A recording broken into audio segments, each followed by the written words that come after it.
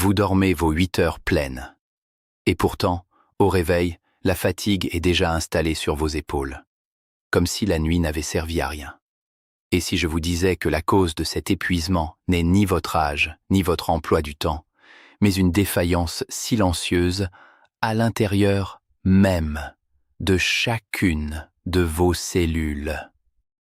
Dans les prochaines minutes, je vais vous présenter 5 leviers concrets, validés par la recherche humaine, pour réveiller ces centrales énergétiques internes et retrouver une vitalité que beaucoup de mes patients croyaient définitivement perdue. Je suis le docteur Julien Moreau, médecin généraliste au Centre médical Saint-Rémy à Lyon, et après 22 ans de pratique clinique, je peux vous affirmer que ces 5 leviers transforment réellement la vie des personnes qui les appliquent, en particulier après 50 ans. Avant d'entrer dans le détail de chaque levier, il est indispensable de comprendre une notion fondamentale, parce que sans elle, tout le reste perd son sens. À l'intérieur de chacune de vos cellules vivent de minuscules structures que l'on appelle les mitochondries. Ce sont, littéralement, les centrales énergétiques de votre organisme. Vous pouvez vous les représenter comme les batteries qui alimentent absolument tout en vous, du battement de votre cœur jusqu'à la dernière pensée que vous formulez avant de vous endormir. Quand vos mitochondries fonctionnent bien, vous vous sentez énergique, concentré, résilient face au stress. Quand elles fonctionnent mal, vous vous sentez épuisé, même si tout le reste de votre vie semble parfaitement en ordre. Ce que la majorité des gens ignorent, et c'est précisément ce que je veux vous transmettre aujourd'hui, c'est qu'il existe des moyens concrets d'agir directement sur ces mitochondries. On peut réparer celles qui sont endommagées, en créer de nouvelles et éliminer celles qui sont devenues inefficaces. Tout cela est accessible à chacun d'entre vous par des gestes simples du quotidien. Le premier levier, et c'est probablement le plus puissant que la médecine connaisse aujourd'hui, c'est l'exercice physique. Mais je vous arrête immédiatement, parce qu'il ne s'agit pas de n'importe quel exercice, et il n'est en aucun cas question de se tuer à la tâche. Il s'agit de 3 formes d'efforts très distinctes, qui agissent sur vos mitochondries par des chemins biologiques différents, et qui se complètent admirablement. La première chose que je veux que vous reteniez, c'est que pour réveiller vos mitochondries, votre corps a besoin de stimuli clairs et répétés. C'est précisément pour cette raison que l'exercice doit être régulier, pas spectaculaire.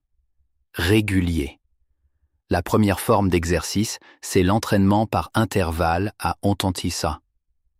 À haute intensité, ce que l'on appelle le HIIT.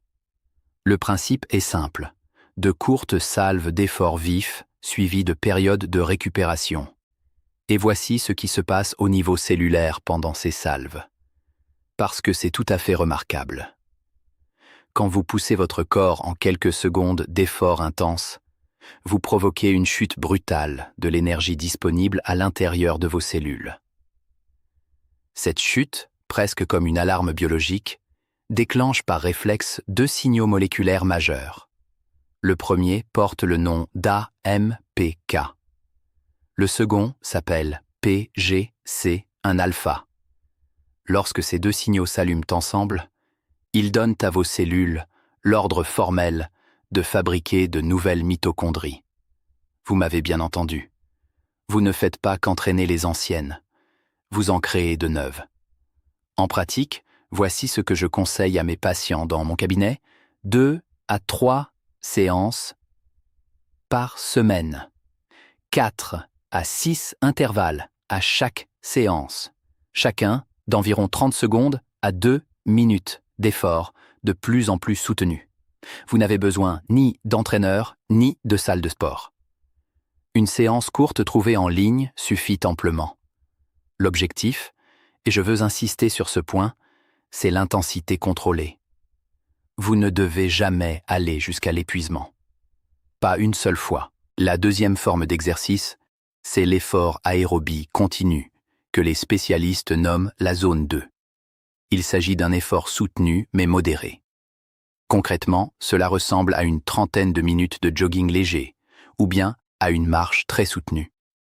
Et quand je dis très soutenue, voici la définition exacte que je donne à mes patients.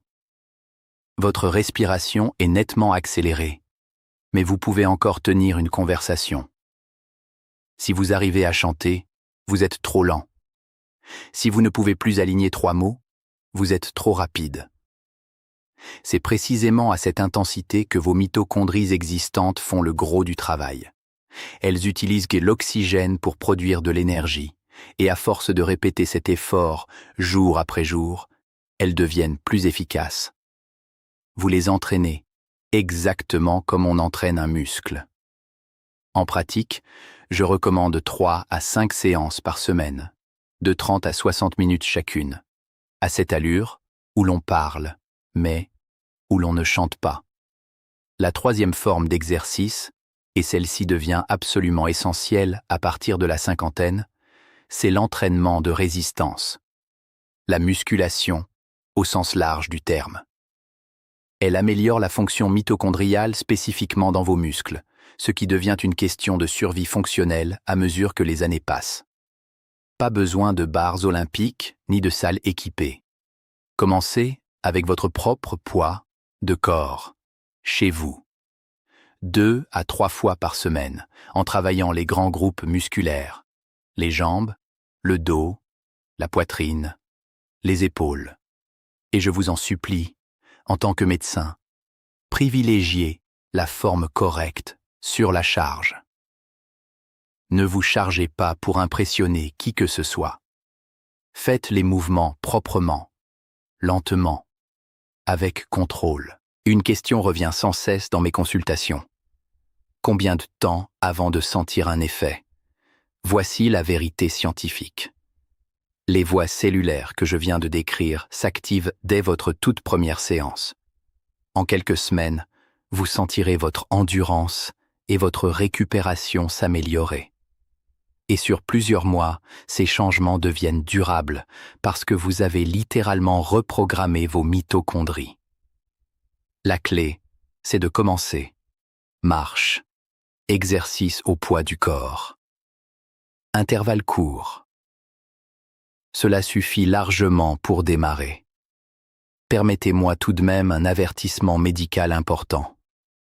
Si vous souffrez d'une maladie cardiaque, si vous ressentez des douleurs thoraciques à l'effort, ou si vous êtes resté très longtemps inactif, parlez-en à votre médecin avant de monter en intensité. Et retenez bien cette phrase qui résume toute cette partie. Pour vos mitochondries, la régularité compte infiniment plus que l'intensité. Mieux vaut bouger un peu chaque jour que de se massacrer une fois par mois. J'en viens maintenant au deuxième levier, et il est l'exact opposé du premier. Si l'exercice sollicite vos mitochondries, le sommeil, lui, les répare. C'est aussi simple et aussi profond que cela. Et c'est précisément pour cette raison qu'une seule mauvaise nuit suffit à vous vider entièrement de votre énergie le lendemain, comme si on avait débranché quelque chose au plus profond de vous. Laissez-moi vous décrire ce qui se passe réellement pendant que vous dormez, parce que c'est l'un des chapitres les plus fascinants de toute la physiologie humaine. Votre cerveau évacue les déchets métaboliques accumulés au cours de la journée. Votre système immunitaire se recalibre comme on remet les pendules à l'heure. Vos muscles se réparent, que vous ayez fait du sport ou non. Et à l'intérieur de chacune de vos cellules, vos mitochondries entrent dans ce que j'appelle leur centre de service. Pendant toute la journée, à force de produire de l'énergie, elles ont subi une usure considérable, exactement comme un moteur qui aurait tourné sans pause pendant 16 heures consécutives. La nuit, le stress oxydatif diminue. Et c'est là que se produit l'une des merveilles silencieuses de la biologie. Les mitochondries endommagées, celles qui ne fonctionnent plus correctement, sont identifiées et littéralement éliminées de la cellule. Ce processus porte un nom que je veux que vous reteniez, parce qu'il va revenir plusieurs fois aujourd'hui. La mitophagie. Mitophagie. La cellule, digère ses propres mitochondries défectueuses pour faire place nette. Et ce n'est pas tout. Les composants usés des mitochondries restantes, les protéines fatiguées, les membranes abîmées, sont soit réparés sur place, soit remplacés. Pendant que vous dormez, une équipe d'entretien microscopique remet vos centrales énergétiques à neuf. Au réveil, vos cellules sont prêtes à produire davantage d'énergie et à fonctionner avec une efficacité retrouvée. L'inverse est tout aussi vrai, et c'est ce qui devrait alerter beaucoup d'entre vous. Si vous ne dormez pas bien, la fonction de vos mitochondries décline. Vos batteries internes ne se rechargent pas correctement. Le stress cellulaire augmente. Votre métabolisme devient moins efficace. Et le lendemain, vous vous sentez fatigué, sans ressort, sans la moindre résilience face aux contrariétés du quotidien. Combien d'heures vous faut-il? Pour la grande majorité des adultes, 7 à 8 heures de sommeil. Et voici les conseils pratiques que je donne au cabinet. La chambre doit être fraîche, autour de 19 ou 20 degrés. Sombre, vraiment sombre. Éteignez les petites diodes des appareils, fermez les écrans, bien avant l'heure du coucher. Calme. Couchez-vous à la même heure chaque soir, parce que votre corps adore la régularité. Il en a un besoin profond pour bien synchroniser ses cycles. Et surtout, ne mangez pas trop tard, parce qu'un repas tardif maintient votre digestion active alors qu'elle devrait être au repos. Passons au troisième levier. Et celui-ci semble d'une simplicité presque dérisoire, mais sa puissance est immense et peu de personnes la soupçonnent. Il s'agit de l'exposition à la lumière du matin. Le soleil se lève. Vous quittez votre chambre obscure. Vous sortez. Ce simple geste règle votre horloge interne pour toute la journée à venir. On parle ici de votre rythme circadien. Et voici ce qui se passe concrètement à l'intérieur de votre cerveau. La lumière naturelle entre par vos yeux et active une zone précise du cerveau, votre horloge maîtresse. Elle porte un nom magnifique, le noyau suprachiasmatique. Ce petit centre, niché au cœur de votre cerveau, reçoit le signal lumineux et synchronise toute la biologie de votre organisme. Et ce système contrôle directement le moment où vos mitochondries doivent produire de l'énergie. C'est lui qui les fait basculer du mode réparation, celui de la nuit, vers le mode production active, celui du jour. La nuit, on répare. Le jour, on produit. Voilà comment votre biologie est censée fonctionner. Et c'est ainsi qu'elle fonctionne depuis des centaines de milliers d'années. Sans ce signal lumineux du matin, vos mitochondries continuent à hypaquer en natte. Da ba bla soinke kaambam. Komitsei mets mnestisistosan su traskiasram avlerikemeshkiski fiasco ahomaistiujaye. Mais leur synchronisation avec le rythme de votre journée devient beaucoup moins efficace. C'est comme demander à une équipe de centrale électrique de travailler sans horaire de relève. Dans une confusion permanente. Comment appliquer cela dès demain matin? Très simplement. Dans les 30 à 60 minutes qui suivent votre réveil, sortez, enfilez une paire de chaussures et sortez. 5 à 15 minutes de lumière naturelle si le soleil brille, franchement. Et si le ciel est couvert, allongez à 20 ou 30 minutes. C'est tout. Allez chercher votre courrier, promenez le chien, faites le tour du pâté de maison, asseyez-vous quelques instants, dans le jardin, avec votre café. C'est dans ce geste minuscule, presque insignifiant en apparence, que vous donnez à votre cerveau l'ordre de démarrer correctement votre horloge énergétique et que vos mitochondries reçoivent le signal qu'il est temps de quitter le mode entretien pour passer en mode plein régime. J'arrive au quatrième levier, et celui-ci, je vous préviens, va vous surprendre parce qu'il établit un pont entre votre intestin et vos mitochondries que la science n'a véritablement compris que tout récemment. Il s'agit d'une molécule qui s'appelle l'urolitine A. Jusqu'à présent, je vous ai parlé de choses sur lesquelles vous avez un contrôle direct. Votre exercice, votre sommeil, votre exposition à la lumière. Là, c'est légèrement différent, parce que l'urolytine A est fabriquée à l'intérieur de votre intestin par certaines bactéries de votre microbiote. Et voici ce qui dérange profondément. Seulement 30 à 50% des personnes y parviennent réellement. Moins d'une personne sur deux. Comment obtient-on cette précieuse urolytine A? En consommant certains aliments précis, et particulièrement la grenade, les noix et les baies. Ces aliments contiennent une famille de polyphénols actifs que l'on appelle les élagitanins. Vos bonnes bactéries intestinales doivent prendre ces élagitanins, les transformer chimiquement et produire de l'urolytine A. Mais si votre microbiote ne possède pas les bonnes souches bactériennes, ou si elles sont insuffisamment représentées, vous pouvez manger toute la grenade du monde. Vous pouvez engloutir des kilos de noix et il ne se passera pratiquement rien.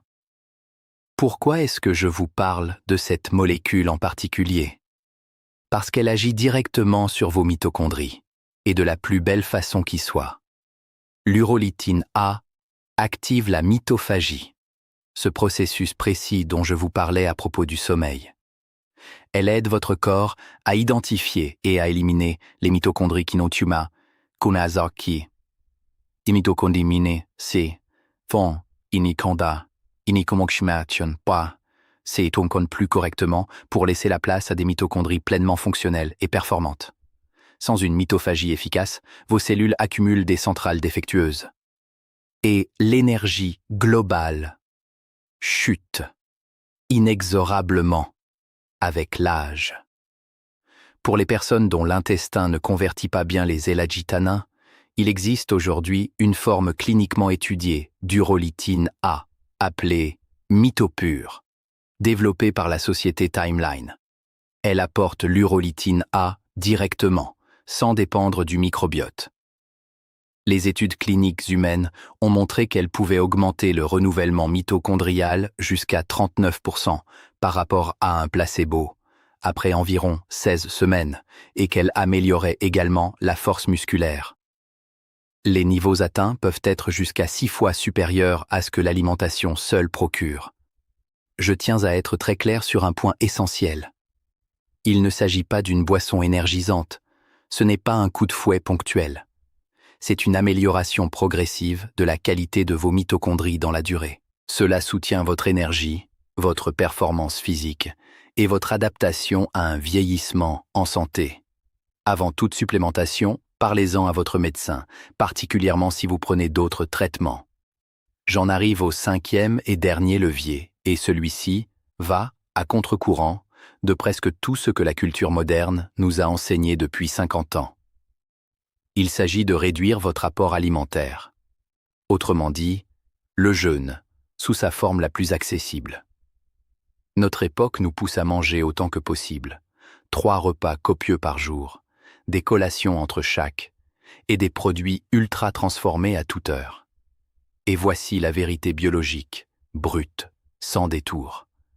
Votre corps n'a jamais été conçu pour digérer en continu. Quand des nutriments sont disponibles en permanence, vos cellules restent dans ce que l'on appelle l'état nourri. Et dans cet état, elles sont littéralement obligées de se concentrer sur le stockage de l'énergie. Elles spruti, tienando, domne. Oche plus lou. Loupe le temps, ni les ressources pour se réparer et se restaurer. C'est exactement comme si vous demandiez à une équipe d'entretien de nettoyer un atelier pendant que toutes les machines tournent à plein régime. Tout simplement impossible. Quand vous réduisez votre apport calorique, vous offrez enfin à votre corps la possibilité de basculer en mode réparation. Vous vous souvenez? Ce mode que vous activez naturellement la nuit, parce que vous ne mangez pas pendant que vous dormez. Le jeûne nocturne, c'est déjà un jeûne. Il existe 2 façons concrètes d'aller plus loin. La première, c'est de réduire le nombre total de calories sur la journée. Si vous réduisez d'environ 25% vos apports quotidiens, vous activez des voies cellulaires de réparation. La seconde, et c'est celle que je préfère de loin pour mes patients après 50 ans, c'est l'alimentation à fenêtre restreinte. Là, ce n'est pas la quantité qui change, c'est le moment où vous mangez. Vous concentrez vos repas à l'intérieur d'une fenêtre de 8 à 10 heures, ce qui signifie que votre corps passe 14 à 16 heures sans aucun apport calorique. Pendant cette période de jeûne, votre taux d'insuline baisse, vos voies de détection énergétique s'activent, et la mitophagie, ce grand ménage cellulaire dont je vous parle depuis tout à l'heure, s'enclenche véritablement. Et il y a un détail particulièrement élégant dans tout cela. Si vous mangez plus tôt dans la journée et que vous évitez de manger tard le soir, vous synchronisez votre alimentation avec votre biologie circadienne. Levez-vous, sortez à la lumière, mangez tôt, terminez votre dernier repas plusieurs heures avant le coucher et offrez à votre corps 14 à 16 heures pour se réinitialiser, se réparer, se recalibrer. Cela inclut la remise à neuf de vos mitochondries. Mais attention, et c'est un point crucial, le jeûne, seul, ne fait pas tout le travail. Il faut également réduire les glucides raffinés, les sucres ajoutés, et autant que possible, les aliments ultra transformés. Pourquoi ? Parce que ces aliments sont littéralement conçus pour vous faire manger plus que de raison.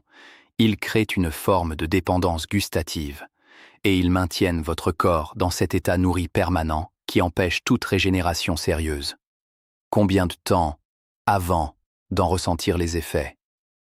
Quelques jours, à quelques semaines, pour les premiers gains d'énergie.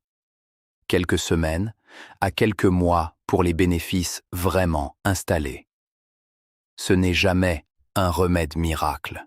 C'est une transformation progressive et profonde. Récapitulons d'un seul souffle, parce que je veux que vous repartiez avec une vision parfaitement claire.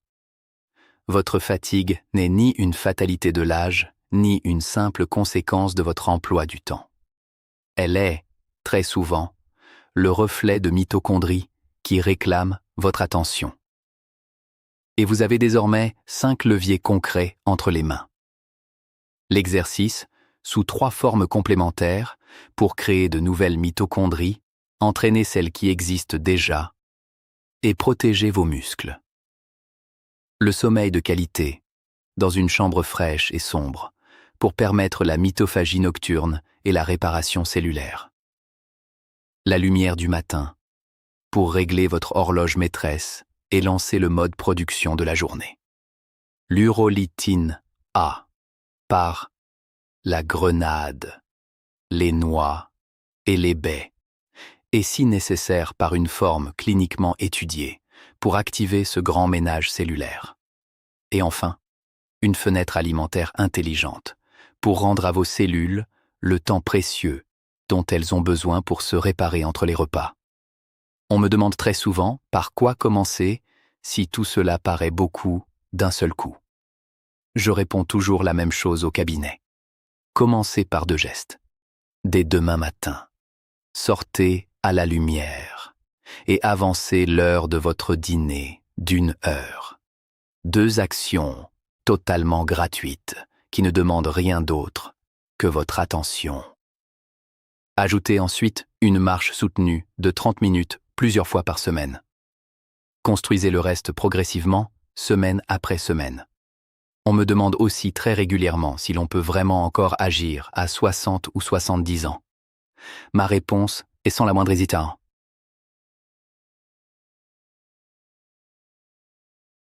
Tien compte? Oui, cher gage, autant. Les mitochondries répondent à ces stimuli à tout âge. C'est plus lent, c'est plus modeste qu'à 30 ans, mais c'est bien réel et c'est mesurable. Une autre question fréquente, et je l'entends presque chaque semaine. Faut-il choisir entre le sport et le jeûne? Non. Les 2 travaillent ensemble, par des chemins biologiques différents, et leurs effets se cumulent magnifiquement. Et enfin, certains me demandent s'il faut absolument se supplémenter en urolitine A. Ma réponse honnête, c'est que pour environ la moitié d'entre vous, votre microbiote fait déjà le travail si vous consommez régulièrement grenades, noix et baies. Pour l'autre moitié, la supplémentation peut faire une vraie différence, mais elle ne remplace jamais les 4 autres leviers. Votre niveau d'énergie ne dépend pas seulement de votre agenda, ni de votre âge. Il dépend de la qualité avec laquelle vos mitochondries produisent l'énergie qui anime chaque cellule de votre corps. Et vos mitochondries, elles, répondent chaque jour à ce que vous faites. Comment vous bougez, comment vous dormez, ce que vous mangez, quand vous mangez, et la lumière à laquelle vous vous exposez. Si vous voulez retrouver votre énergie au niveau le plus profond, le niveau cellulaire, vous savez désormais exactement par où commencer. Ce contenu est fourni à titre éducatif uniquement et ne constitue pas un avis médical. Consultez votre médecin avant toute modification de votre santé, de votre alimentation ou de votre médication.